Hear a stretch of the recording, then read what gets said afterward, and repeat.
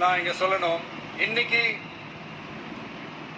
நம்ம தமிழ்நாடு கவர்மெண்ட் இருக்கிற அந்த நிலைமையை பத்தி நான் உங்ககிட்ட நான் சொல்லணும். கிட்டத்தட்ட 10 லட்சம் கோடிக்கு மேல கடன் வாங்கி வச்சுட்டு போயிருக்கிற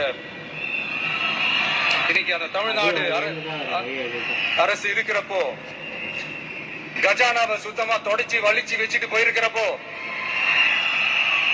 தூக்க முடியாத சுமையை ஏத்தி வச்சுட்டு போயிருக்கிறப்போ,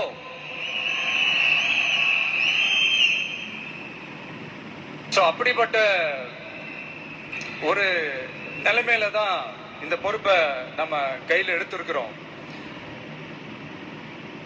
உடனே நீங்க நினைக்கலாம், என்னடா இவர் ஏதோ பொறி வச்சு பேசுறாரா அப்படின்ட்டு. அப்படியெல்லாம் எதுவுமே கிடையாது.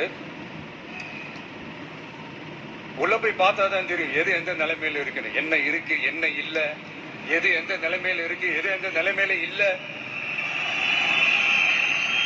அதையெல்லாம் பார்த்துட்டு உங்களுக்கு ஒரு வெள்ளை அறிக்கையா அதை வெளியிடணும்னு நான் நினைக்கிறேன். ஒரு டிரான்ஸ்பரண்டான ஒரு கவர்மெண்டா, அதாவது இன்னைக்கு நம்ம தமிழ்நாடு கவர்மெண்ட்